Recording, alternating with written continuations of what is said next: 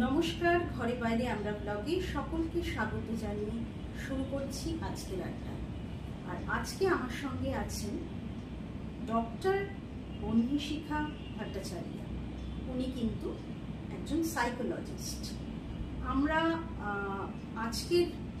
আজকের পরিস্থিতিতে আমরা বোধহয় এরকম পাশে একজন সাইকোলজিস্টের পরামর্শ সকলেই সবসময় পেতে চাই, এবং উনি যথেষ্ট ব্যস্ততার ফাঁকেও আমরা যে তাকে কিছুটা সময় তার পেয়েছি, তার জন্য আমরা তার প্রতি কৃতজ্ঞ।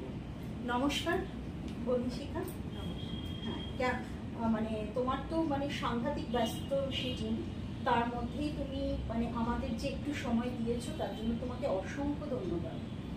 আমাকে তুমি বলো যে আমাদের অ্যাকচুয়ালি এই ঘরে বাইরের প্ল্যাটফর্মটা আমি শুরুতেই বলিনি যে এই প্ল্যাটফর্মটা আমি শুরু করেছি প্রত্যেকেই আমরা জানি যে সেলিব্রিটিদের ইন্টারভিউ নিতে সবাই খুব আগ্রহী এবং সেলিব্রিটিদের খুঁটিনাটি জানতেও সবাই ভীষণ আগ্রহী।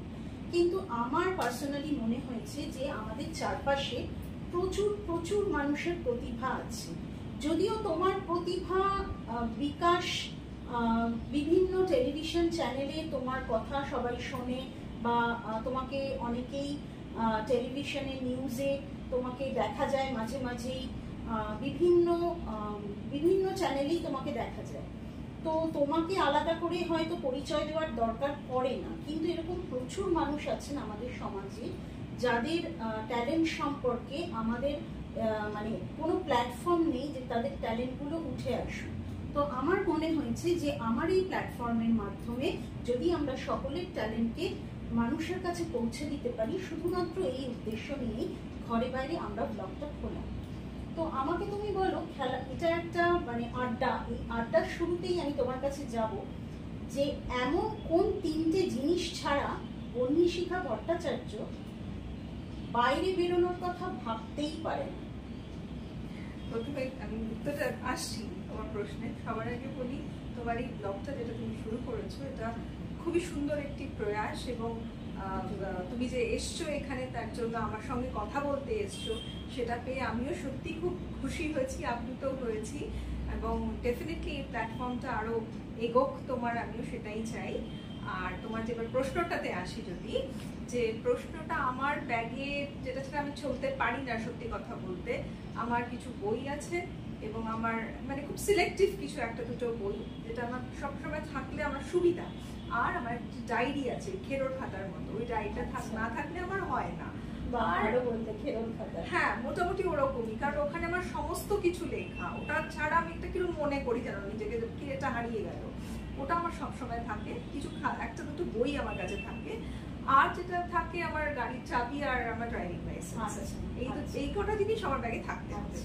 তো আমরা বুঝে গেলাম যে একজন মনোবিদের ব্যাগে খেরোর খাতাটা কিন্তু মাস্ট, ঠিক আছে?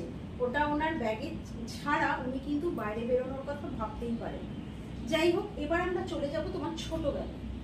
তোমার ছোটবেলায় তুমি যখন তোমার বর্ন অ্যান্ড ব্রট আপ তুমি কলকাতায়? আচ্ছা, কলকাতাতে। তো তোমার কি স্কুলিং কোথায়? আমার স্কুলিং আমি পাঠভ্রমণে পড়েছি। আচ্ছা আচ্ছা। তো তুমি কি ছোটবেলা থেকেই ভাবতে তুমি সাইকোলজিস্ট হবে, নাকি একদম বড় বয়সে একটু ম্যাচিউরিটির সঙ্গে যখন তোমার ম্যাচিউরিটি এসেছে তখন তুমি ভেবেছো যে না তুমি সাইকোলজিস্ট হতে পারো? সত্যি কথা বলতে সেরকম ভাবিনি, তবে ছোটবেলায় কেউ জিজ্ঞেস করলে আমি জানি না কেন বলতাম আমি সায়েন্টিস্ট হবো। তো এটা একটা বলতাম অনেক ছোটবেলায়। পরে যত আরেকটু বড় হয়েছি আমি একটা ভাবনা সবসময় রেখেছি, আমার উল্টো দিকে যে লোকটা আছে সে কি ভাবছে আমার সম্বন্ধে, তার মনে এখন কি চলতে পারে, তার সেটা কি মাপার কি কিছু ব্যবস্থা আছে, কোনো যন্ত্র আছে? এটা কিন্তু আমার মনে বরাবরই একটু বলতে পারো যে টিনেজ থেকে এই ভাবনাটা আমার ভিতরে সবসময় ছিল। জানি না ওটার জন্যই কিনা পরবর্তীকালে আমি সাইকোলজিতে আসি, এবং এসে তো এখন খানিকটা হলেও তো সেটা নিয়ে কিছুটা কাছাকাছি আমার যা ভাবনা ছিল তার সঙ্গে ম্যাচিং তো পাচ্ছি অবশ্যই। তো যাই হোক, এই কাজটা যে তুমি করছো, তো এই কাজটার সঙ্গে তোমার মনের যে ইচ্ছেটা দুটোকে এক করতে পেরেছো? তুমি স্যাটিসফাইড? একদম, তাই আমি বলবো স্যাটিসফাইড। আচ্ছা, বাহ। আচ্ছা, আমাকে তুমি বলো যে তোমার মানে বিয়ে কি প্রেমের বিবাহ নাকি অ্যারেঞ্জ ম্যারেজ? না, হ্যাঁ, আমি যাকে বিয়ে করেছি আমি তাকে জেনেছি আগে, তারপরেই বিয়ে করেছি। হ্যাঁ, আচ্ছা, মানে তোমার হাজবেন্ডও কি মানে কর্মসূত্রে কলকাতায় না? না, কর্মসূত্রে কলকাতাতেই, উনিও মানে পড়ানোর জবেই রয়েছে। সেই গ্রেট, মানে মেড ফর ইচ আদার। তোমার সন্তান কি? একটি ছেলে। আচ্ছা আচ্ছা, মানে যেহেতু তুমি সাইকোলজিস্ট, তোমার কাছ থেকে খুব জানতে ইচ্ছে করছে, যখন তুমি মাতৃত্বে গেছিলে, মানে যখন তোমার মাতৃত্বটা সবে এসেছে, মানে তখন বলে না যে একটু আমাদের হরমোনাল চেঞ্জেস হয়, আমাদের অনেক কিছু মানে মুড সুইং হয়, এই হয় ওই হয়, তুমি সেগুলোকে কিভাবে ম্যানেজ করেছো? আমারও হয়েছিল, সত্যি বলতে আমারও যে হয়নি সেটা আমি এখন বুঝি। তো ওই মুহূর্তে যে ওটা কি ছিল, এক তো ছোট বেবি সামলানো, সেটা একটা নতুন এক্সপিরিয়েন্স, কাজের জায়গা সামলানো, তো ডেফিনেটলি তখন অতটা বুঝিনি কেন এতটা হঠাৎ করে রেগে যাচ্ছিলাম, এই হচ্ছিলাম। কিন্তু এখন সেটা বুঝি যে আমি জানতামই যে কিছু আমরা পোস্টপার্টাম ডিপ্রেশনও বলি, মুড সুইংস হয় অনেক রকম হরমোনাল চেঞ্জেসে, কিন্তু সেটা ইম্পালসিভিটিটা কিছুটা হলেও হয়তো ওই মুহূর্তে খুব বেড়ে গেছিল, সেটা আমি এখন রিয়েলাইজ আর বেশি করি। অন্য কেসেস ডিল করতে গিয়ে আমি বুঝি আরে আমিও তো ওই সময় ওরকমই হয়তো রিঅ্যাক্ট করেছিলাম। মাতৃত্বটাকে কিভাবে এনজয় করেছো বলো? ভীষণভাবে এনজয় করেছি, করছি। আর স্পেশালি আমার যদি তুমি ক্লায়েন্ট সার্কেলটা দেখো, আমার ক্লায়েন্ট সার্কেলে না আমি ইদানিংকালে আরো বেশি, আগে এতটা ছিল না, এখন না বাবা মাদেরও মানে গ্রহণযোগ্যতা বেড়েছে যে আমার ছেলে বা মেয়ের কিছু হলে মানে ওনারা কিন্তু সাইকোলজিস্টের দ্বারস্থ হচ্ছে। মানে ডিসিশনটা আপনি আমার ছেলের সঙ্গে বা মেয়ের সঙ্গে একটু কথা বলুন, আমি সেটা ক্লাস 3, আমার ছেলেও ক্লাস 3-তে পড়ে, আমি ক্লাস 3 এর বাচ্চাও পাচ্ছি, 1 এর বাচ্চাও, নার্সারিও পেয়েছি, ইনফ্যাক্ট তারপরে উঁচু ক্লাসে 8, 9, 10 তো আছেই, 11, 12 বা আমি বলবো যে কলেজ লাইফেও। বা আগে যেরকম এতটা বাচ্চারা মানে কি বলবো, আদৌ বলবো কিনা, আমি তাহলে পাগল হয়ে গেলাম, এরকম একটা ভাবনা কাজ করতো। এখন তো ছোটদের ভিতরেও কিন্তু সেরকম কোনো হেজিটেশন বা তাদের বাবা মাদের ভিতরে বিশেষ করে বলবো একদম নেই। মানে অনেকটা আমরা সেই জায়গা থেকে বেরিয়ে এসেছি 10 বছর আগে, অনেক বেড়ে গেছে। এক্স্যাক্টলি। আচ্ছা, আমাকে বলো, আমি খুব জানতে চাইছি তোমার কাছে যে অ্যাডোলেসেন্স পিরিয়ডের বাচ্চাদেরকে কিভাবে হ্যান্ডেল করা উচিত। মানে ওদের না একটা মানে ওই বয়সের বাচ্চাদের ওদের একটা বিহেভিয়ারাল চেঞ্জেস মনে আসে, মানে এটা কিন্তু সব মায়েদেরই এক বক্তব্য। তো এই ক্ষেত্রে তোমার মতামতটা খুব জরুরি। দেখো, অ্যাডোলেসেন্স স্টেজের যদি তুমি কথা বলো, তাহলে সত্যি কথা বলতে আগে আমরা যখন ছোট ছিলাম তখন আমাদের অ্যাডোলেসেন্স পিরিয়ডটা হয়তো শুরু হতো সত্যি কথা বলতে 12, 13, 14 বছরের ঠিক ওই সময়।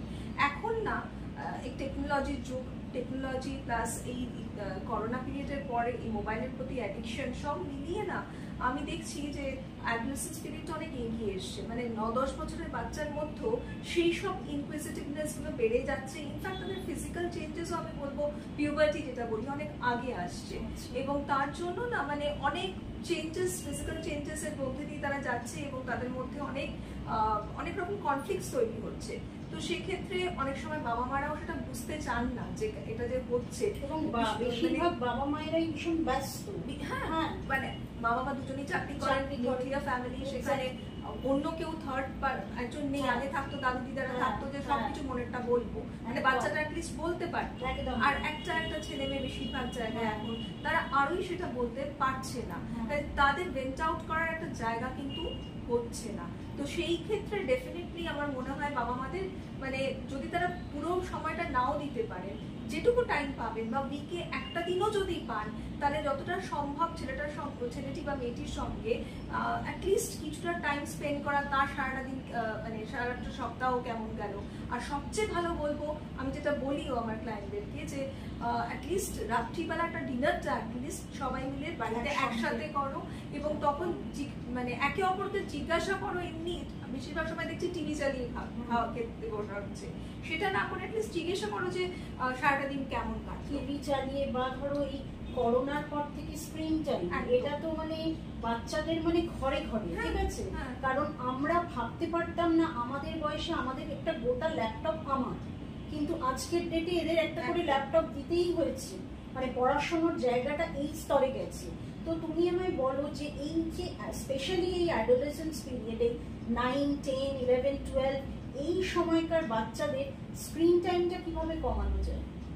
স্ক্রিন টাইমে একটা জিনিস বলবো, দেখো কম্পিউটার যেমন আমাদের অনেক সুবিধাও কিন্তু করে, হ্যাঁ ডেফিনেট, কিন্তু আমরা যদি সেটাকে কিভাবে ইউজ করব সেটা যদি অ্যাজ আ প্যারেন্ট যদি সেটাকে বাচ্চাকে একটু বুঝিয়ে দিতে পারি, এটাও যদি বলতে পারি দেখো আফটার অল তোমার নিজের ইন্টেলিজেন্স আছে, তুমি কোনটাকে কিভাবে ব্যবহার করছো সেটা যেন তোমার খারাপ দিকে না নিয়ে যায়, সেটা বুঝবার মতো মানসিকতা তোমাকে নিজেকেই তৈরি করতে হবে।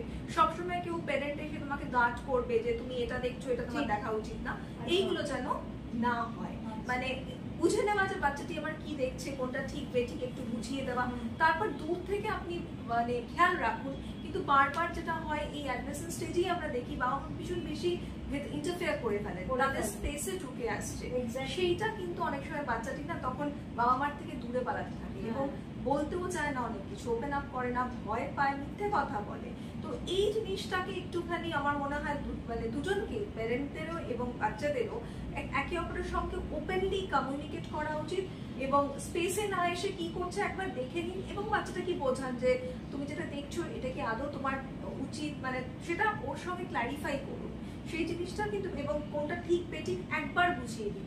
যদি ও কিছু ভুল করে সেটা বোঝান প্রথমে, তারপরে যদি দরকার হয় পানিশ করুন, কিন্তু পানিশমেন্টটা স্ট্রিক্ট থাকতে হবে। বেশিরভাগ সময় বাবা মারা খুব লিনিয়েন্ট হয়ে পড়ে, সেই জিনিসটাকে একটুখানি অ্যাভয়েড করা, কারণ বাচ্চাদের যাতে আরো মানে কনফিউজড হয়ে যাচ্ছে, বলেছিল বকবে, বলেছিল এটা দেবে না, কিন্তু সে তো দিয়েই দিল, আমি তো তাহলে নেক্সট টাইম থেকে ম্যানিপুলেশন করবো, সেই জিনিসটা যেন না হয়।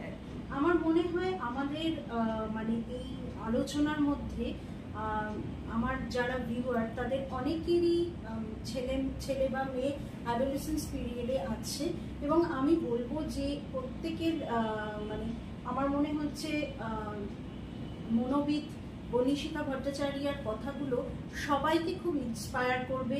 যদি আপনাদের ইন্সপায়ার করে এবং যদি ভালো লেগে থাকে তবে ডেফিনেটলি আমাদের কনভারসেশনটা যদি ভালো লাগে লাইক করবেন, কমেন্ট করবেন, শেয়ার করবেন এবং চ্যানেলটাকে পারলে সাবস্ক্রাইব করবেন। আমি মোটিভেটেড হব, আমি মোটিভেটেড হলে এরকম অনেক অনেক ট্যালেন্টকে আপনাদের কাছে নিয়ে আসতে পারবো। যদিও আড্ডার আরও কিছু অংশ বাকি আছে, চলুন ওর কাছ থেকে জেনে নেওয়া যাক। তো আমাকে বলো যে আমি এই আড্ডার মধ্যে একটা র্যাপিড ফায়ারে যাই, তোমার সঙ্গেও যাব। তুমি আমাকে বলো যে কলকাতা নাকি কলকাতার বাইরে? অবশ্যই কলকাতা। কলকাতা একদম, মানে কলকাতা যদি হয় মানে তোমার কলকাতার প্রতি লাগাবটার কি কোনো কারণ আছে? দেখো সত্যি কথা বলতে আমার কলকাতা শহরটাকে আমার খুব মনে হয় আমরা খুব আমাদের শহরটা কোথাও একটা খুব কালচার পূর্ণ আমার কোথাও একটা লাগে, তো এবং অনেক কিছু খুব কম পয়সাতেও আমরা এনজয়ও করতে পারি, আর ছোট থেকে বড় হয়েছি বলেও হয়তো একটা তো ডেফিনেটলি তার প্রতি টান আছেই আমার। তো সেই সব মিলিয়ে কলকাতা, স্কুল কলেজ সবকিছু কলকাতা, আমার কলকাতা শহরটাকে খুব মিষ্টিই লাগে বলতে পারো। সেক্ষেত্রে আমার যদিও অনেকের বক্তব্য, আমি ডেফিনেটলি অনেকে বলবেন কাজকর্ম এই সব সেগুলো একটা দিক, কিন্তু যদি তোমার থাকার জন্য ভাবো তাহলে ডেফিনেটলি কলকাতাটা আমার খুব প্রিয়। বা মানে খুব ভালো লাগলো শুনে যে তুমি বললে কলকাতা মিষ্টি। হ্যাঁ, আমার সত্যিই লাগে, আমার কখনো মনে হয় না যে মানে কোনোভাবে এটা খারাপ বা এইরকম। সাইকোলজিস্ট বনিশিখার থেকে জানতে চাইবো তোমার কোন রং প্রিয়? যে রংটা দেওয়ালে দেখছো সাদা। অ্যাকচুয়ালি সাদা খুব সুদিন, হ্যাঁ মানে সাদা বা ক্রিম হালকা, কোনো বরাবরই খুব হালকা থেকে বেশি পছন্দ। আচ্ছা বাহ, খুব ভালো লাগলো যে ওই জন্য বোধহয় তোমার বাড়িটা পুরো সাদা। একদম, তাই তো? একদম। আচ্ছা আমাকে বলো যে কি খেতে ভালোবাসো? তুমি কি ডায়েট কনসিয়াস নাকি? না, আমি খুবই খেতে ভালোবাসি। আচ্ছা মানে ফুড খুবই, মানে আমি সবকিছুই খেতে পারি। না মানে ধরো চাইনিজ খেতে ভালোবাসো নাকি বিরিয়ানি? তাহলে বলবো চাইনিজ। বাহ। তো এরপর যাব যে তোমার সমুদ্র ভালো লাগে নাকি তোমার পাহাড়? পাহাড় একদম। আচ্ছা আমাকে একটা জিনিস বলো, এই পাহাড় আর সমুদ্র ভালো লাগার পেছনে সাইকোলজি কি কিছু কাজ করে? মানে ধরো মানুষের একটা মনকে কি করা যায়, মানে ধরো কারোর পাহাড় ভালো লাগছে বা কারোর সমুদ্র ভালো লাগছে, সেটা দিয়ে কি কোনো মানুষের মনকে বোঝা যায়? যে সেই রকম ভাবে আমি কখনো দেখিনি বা ভাবিও নি, আমি সেটা বলতেও পারবো না। আচ্ছা, তবে বলাটা খুব ডিফিকাল্ট। আবার অনেকের আমি শুনেছি দুটোই ভালো লাগে। হ্যাঁ, ঘুরতে যেতেই ভালো লাগে, সবই ভালো লাগতে পারে। বহ্নিশিখা ভট্টাচার্যা মানে একটা মানে আইল্যান্ডের মধ্যে আছে, সেখানে 3টে অপশন তোমাকে দেওয়া হচ্ছে, তোমাকে একটা চুজ করতে হবে, তুমি কোনটা চুজ করবে? তোমাকে বই দেওয়া হবে, ঠিক আছে? আচ্ছা, তোমাকে দেওয়া হবে প্রচুর প্রচুর ফুড আইটেমস এবং ড্রাই ফুড আইটেমস। আরেকটা হচ্ছে দেওয়া হবে তোমাকে একটা মানে মোবাইল ফোন, ঠিক আছে? এই 3টের মধ্যে তুমি যে কোনো একটা জিনিসকে রেখে তোমাকে সেখানে 2 দিন কাটাতে হবে, তুমি কোনটা রাখবে এই 3টের মধ্যে? মোবাইল ফোন প্রথমেই না, আমার খুব কিছু পছন্দের একদমই নয় এটা, কাজের জন্য ইউজ করা ওইটুকুই।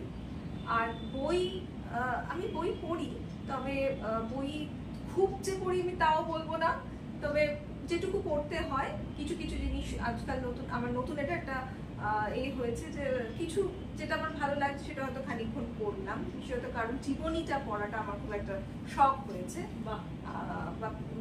কাজেই বইও যে খুব জানি না, তবে হ্যাঁ ড্রাই ফ্রুটসটা আমি খেতে খুব ভালোবাসবো, কারণ আমি খুব ফুডি। তো definitely food will be more attractive. ওই দুটোকে যখন তুমি বাদ দিচ্ছ তখন তুমি মানে ভীষণ রকম ফুড। হ্যাঁ একদম, আর 2 দিন থাকার জন্য অবশ্য খেতেই হবে, তাই জন্য। আচ্ছা, আমার মানে আমি অনেকের কাছ থেকে এটা শুনেছি, মন খারাপ হলে অনেকেই বেশি বেশি খায়, তো এটা কেন? এইটা যদি তুমি একটু এক্সপ্লেইন করো তোমার ভাষায়। তুমি যাকে জিজ্ঞেস করলে সেও তাই করে। আচ্ছা, আর হ্যাঁ এটা না দুটোই হতে পারে। মন খারাপ হলে যে সবসময় বেশি বেশি খাবে এমনও নয়, আবার খাবার খাবে না এটাও হতে পারে। আচ্ছা, মানে দুটোই কিন্তু সম্ভব। এটা আবার অনেকে বেশি ঘুমায়, আবার ঘুমায় না, দুটোই হয়ে যেতে পারে। ঠিক আছে, তো এটা মানুষের উপর ডিপেন্ড হ্যাঁ, করে, এটা নেচার। হ্যাঁ, বেশি খাবার খাওয়াটার ভিতর দিয়ে যেটা হয়, একটা দেখো মন খারাপ মানে সেটা ডেফিনেটলি একটা ইমোশনাল এমন একটা স্টেটে রয়েছে, তার কোনো কিছু ভালো লাগছে না, তার একটা কোথাও সেটা একটা অদ্ভুত ইমোশনস তার ভিতরে কাজ করছে, সেখান থেকে একটা কোথাও চ্যানেলাইজ করতে হবে। তো চ্যানেলাইজটা ফোকাসটা তুমি কোথায় করবো? খাওয়াটা, এবং খাওয়াটা যেই তুমি খাচ্ছ ডেফিনেটলি তোমার একটা কিছু কি বলবো ভালো লাগা তৈরি হয়, তার পিছনে অনেক কেমিক্যাল কারণ রয়েছে, আমাদের মেডিকেল রিজনস রয়েছে। তো ডেফিনেটলি সেখানে খাওয়াটা একটা ইমিডিয়েট কিছু, দেখবে চকলেট খেলে খুব আমরা বলি ইমিডিয়েটলি খুব, বা মিষ্টি জিনিস খেলে খুব হ্যাঁ, সেটা কিন্তু খানিকক্ষণের জন্য, ইমিডিয়েট একটা খানিকক্ষণের জন্য, তারপরে কিন্তু সেটা আবার কমে যায়। আবার অনেকের পরে যখন সে রিয়েলাইজ করে গিলটি ফিলিংসও হতে পারে যে আমি এত খেয়ে নিলাম, তো সেটাও হয়, কিন্তু সেই ইমিডিয়েট একটা প্লেজারের জন্য আমরা এতটা খেয়ে ফেলি। আচ্ছা, এইটা কারণ। যাই হোক, আমরা অনেক কিছু জানতে পারলাম তোমার কাছ থেকে। এবার আমরা যেটা জানবো সেটা হচ্ছে, তুমি বলো যে তুমি যে প্রফেশনে আছো সেই প্রফেশনে নিশ্চয়ই তোমাকে কোনো না কোনো হার্ডল ফেস করতে হয়। মানে ধরো এখন তুমি অনেকটা অভিজ্ঞ, শুরুর দিকেও নিশ্চয়ই তুমি যখন এসেছো কিছু না কিছু হার্ডল ফেস করতে হয়েছে। বা ধরো তুমি মানে তুমি যেরকম একাধারে সাইকোলজিস্ট, তুমি তো পাশাপাশি একজন মা, ঠিক আছে?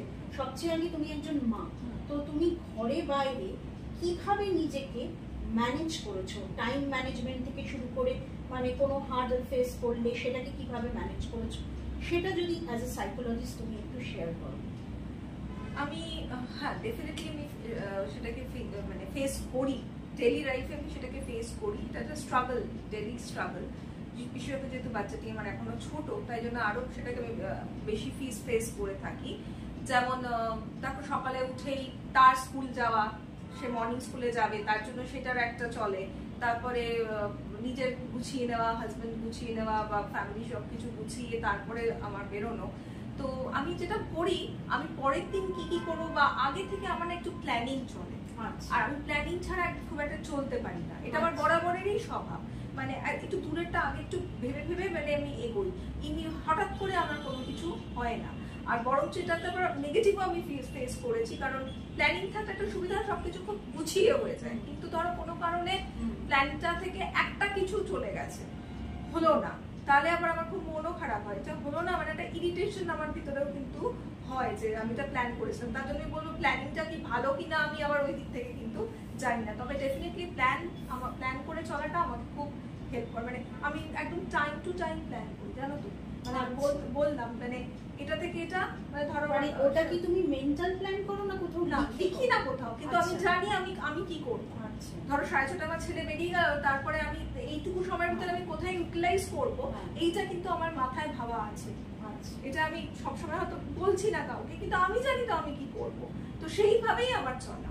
আরেকটা শেষ প্রশ্ন তোমাকে করব, সেটা হচ্ছে সোশ্যাল মিডিয়ায়, এটা সোশ্যাল মিডিয়ার যুগ, ঠিক আছে, সবাই সোশ্যালি খুব কানেক্টেড।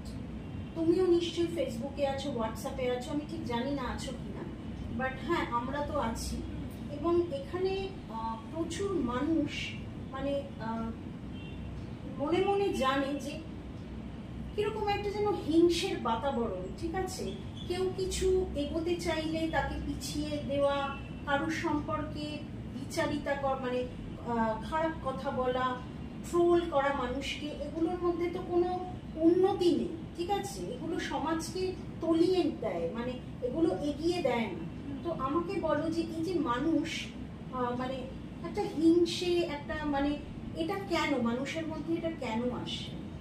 অনেক সময় না মানুষ এই যে হিংসেটার কথা বলছো, এটা কিন্তু জানো তো ভেতরে তুমি যদি নিজে থেকে ইনফিরিয়ার ফিল করো, মানে তুমি অন্যের থেকে কম, এবং সেটা যদি তুমি কোথাও বোঝো এবং তুমি জানো যে এর উপরে তুমি যেতে পারবে না, এই লোকটাকে হয়তো কোনোদিনই চোখে উঠতে পারবে না, তুমি সেটা নিজের ভেতর থেকে তুমি যেটা বুঝতে পারছো, এবং সেই অ্যাংজাইটিটাই হয়তো কোথাও আমার মনে হয় তোমাকে মানে আরো ঠেলে দেয় যে তাহলে বিদ্রুপ করি লোকটার সম্বন্ধে বিদ্রুপ করি, ওর ভালো হচ্ছে, আমি তো এটা নিতে পারছি না, কারণ আমি জানি আমি ওটা করতে পারবো না, তাহলে আমি বিদ্রুপ করে অ্যাটলিস্ট নিজেও পেলাম না, আর নিজেটা তো হলোই না, ওরটা যাতে কোনোভাবে অন্য লোকেরা আর একটু খারাপ ভাবে দেখে সেটা আমি চেষ্টা করব, বুঝতে পেরেছো? এবং সবাই তো এক মানসিকতার হয় না, যে মানে কেউ যদি নিজের বুদ্ধি দিয়ে বিচার করেন তাহলে আর কিন্তু যতই মানে অন্য লোকেরা কিছু লিখছে সেটাকে বিশ্বাস করবেন না, কিন্তু আমরা তো সেরকমও দেখি না, না সব রকমের লোকই সমাজে রয়েছে, সেটাই খুব ভালো লাগলো, ইনফিরিয়রিটি ফিলিংস থেকে এটা আসে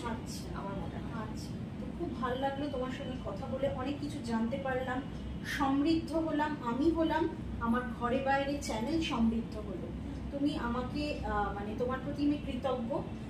তুমি শুধু আমাকে বলে যাও যে এই ঘরে বাইরে আমরা চ্যানেলটা মানে এই প্ল্যাটফর্মটাতে এসে তোমার কেমন লাগলো? সত্যি খুব ভালো লেগেছে, এবং আমি সত্যিই চাই যে তোমার এই নতুন অ্যাপ্রোচটা খুব ভাবে এগিয়ে যাক, এবং তুমি আরো নতুন নতুন লোকের সঙ্গে কথা বলো, তাদের প্রফেশন, তাদের লাইফ নিয়ে তুমি ডিসকাস করো, তাতে এই যে প্ল্যাটফর্মটা, এটার মাধ্যমে আরো অনেকের পরিচয় হয়ে যাবে একে অপরের সঙ্গে, তো সেই জিনিসটা ডেফিনেটলি খুব হেল্পফুলও এবং দরকারও। সবসময় যে তুমি প্রথমেই বললে সেলিব্রিটিদের নিয়ে কথা বলো, আমরা তো নিজেদের লাইফে নিজেরা এক একজন সেলিব্রিটি, তাই নই কি? প্রত্যেকেই, একদম, এটা আমি মনে প্রাণে বিশ্বাস করি। তুমি নিজের কাছে নিজে স্পেশাল, হ্যাঁ একদম, এটা আমরা ভুলে যাই, তাই আমরা লো সেলফ এস্টিমে ভুগি। তুমি নিজেকে যদি ভালোবাসো, নিজেকে যদি সম্মান দাও, তাহলে কিন্তু তোমার এই জায়গাটা কখনো মনে হবে না।